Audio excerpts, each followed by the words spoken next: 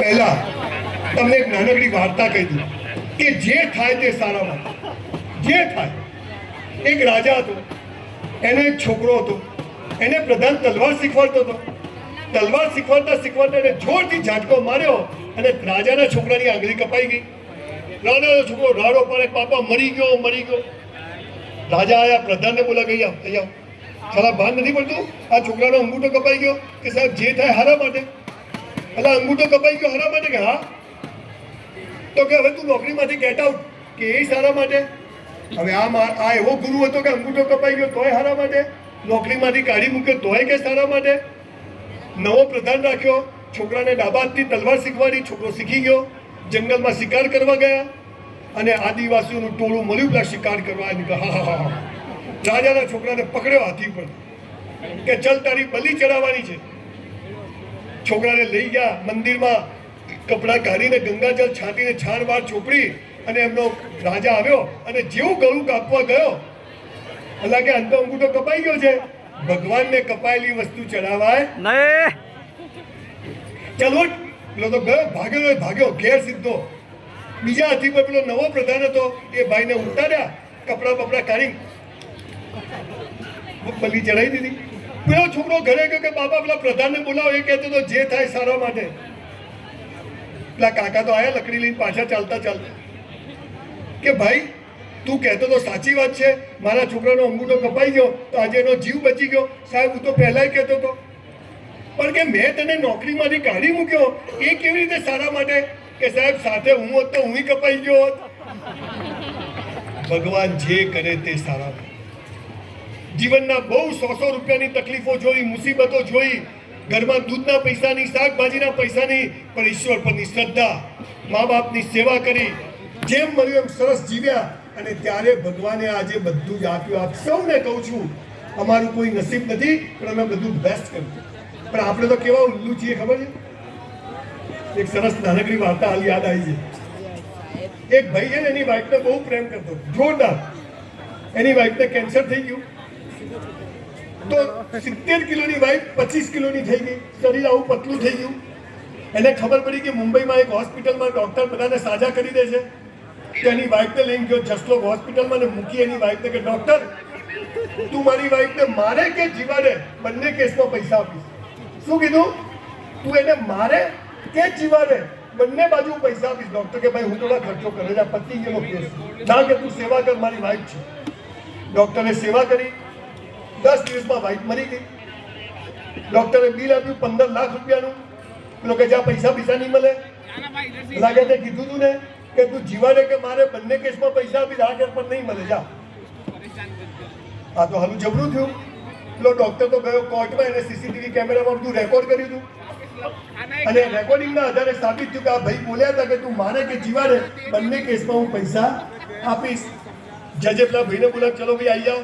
બોલો, ત્યાં કીધું હતું કે જીવાડે કે મારે પૈસા આપો. બોલો કે સાહેબ ડૉક્ટરને બોલાવો. ડૉક્ટર આવે, બોલ હવે તું ક્યાં જશે?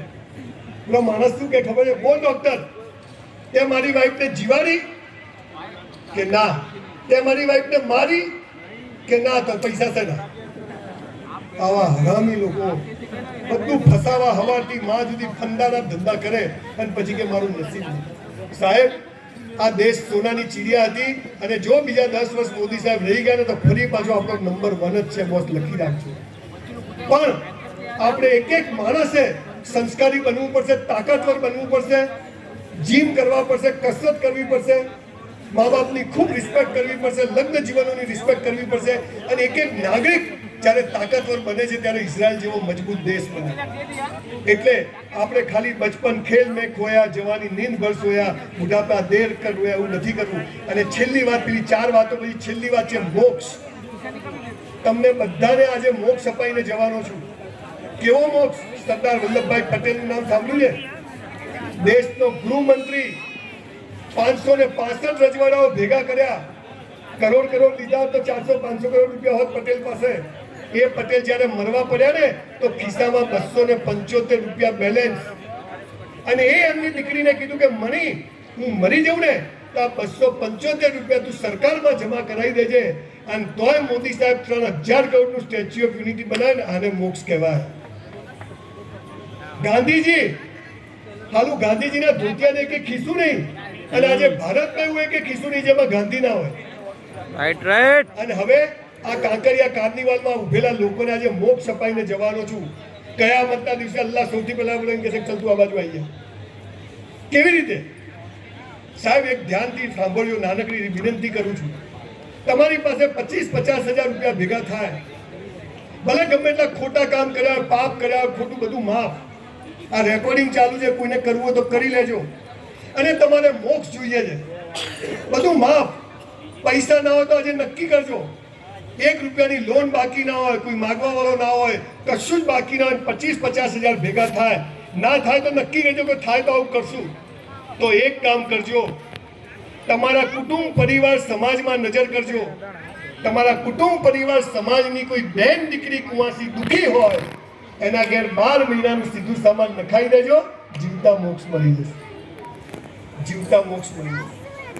આપણી બેન, આપણે મર્સિડીઝમાં ફરીએ, ગાડીઓમાં, આપણી બેન પાસે સાયકલ ના હોય, લાનત છે આપણી મર્સિડીઝની. આપણે મોટા ઘરમાં રહીએ ને આપણી બેન દુઃખી હોય, લાનત છે. દીકરીઓને આપો, બહેનોને આપો, કુંવાસીઓને આપો. આ મોક્ષનો રસ્તો છે. આજે તમે બધા અહીંયા સંગીતના મજામાં લેવા માટે આવ્યા હતા, વચ્ચે મને કબાબમાં હલ્દીની જેમ ઊભો કરી દીધો. પણ મને થયું કે ચલો વચ્ચે સમય છે તો થોડીક સરસ વાતો કરી લઈએ. તમને મહિના પહેલા ખબર હતી કે હું અહીંયા આવીશ તો તમે બધા અહીંયા ઊભા રહેશો? ખબર હતી? ના ના. અને ગઈકાલે ખબર નથી કે હું અહીંયા આવીશ. તો આ શું છે? આ નક્કી છે બોસ. એમ તમે આ 5 વાતો કરતા જાઓ ને, એટલે તમને જેના માટે ઈશ્વરે મોકલ્યા છે ત્યાં તમે પહોંચી જાઓ. પણ તમે શું કરો છો? આ કરતા નથી એટલે બધા ધક્કે ચડ્યા. કોઈ ટ્રાફિકનો નિયમ પાળતું નથી એટલે બધા અથડા છે. બધા પાડે તો કોઈ ના અથડે. આપણે બધા અહીંયા આવ્યા છીએ.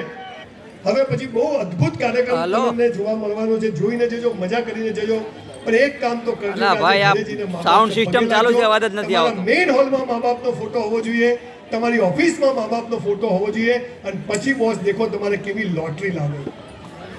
હા બા આવું છું, શાંતિ રાખો ને. ઘડી પ્રોગ્રામ આપણે पिघलनी चाहिए इस हिमालय से. 1 કલાક જેવું થાય આ પ્રોગ્રામ જોવાનો છે ઈશાની બેન દવેનો. અરે ઈશાની બેન દવેનો પ્રોગ્રામ નથી જોવાનો. नहीं है, ये सूरत बदलनी चाहिए, ये सूरत बदलनी चाहिए. આપ સૌનો ખૂબ તમને કીધું તો ખરા કે આજ કાંકરિયા કાર્નિવલમાં છેલ્લો દિવસ. જોરદાર તાળીઓથી આપણે માનનીય સંજયભાઈનો આભાર માનીએ. સંજયભાઈ એવું હા, ઓલા વિશાલને કહું તમને લઈ જાય હાલો. ખરેખર એવું નથી. તમે અહીં કાંકરિયા કાર્નિવલમાં આવ્યા, અહીંયા સૌ નગરજનોના જે ચેતના તંતુઓ છે એને જાગૃત કર્યા, એ બદલ અમે સૌ અહોભાગી છીએ. દોસ્તો જોરદાર તાળીઓથી આભાર વ્યક્ત કરીએ આપણે. હા ઘડી કોલો ડાયરો જો ડાયરો. Thank you so much sir. અરે ઓલા ઈશાની બેન દવે આવવાના કલાકાર કાંકરિયા કાર્નિવલમાં. નમસ્કાર, સુસ્વાગતમ. ભારત માતા કી જય. બોલો વિશાલ. માતરમ. જય જય ગરવી ગુજરાત. હા તે આરી ગાર્ડન જતા રહો તમે. કાંકરિયા કાર્નિવલ 2025ની રંગારંગ ઉજવણીના આ અંતિમ દિવસે અમદાવાદ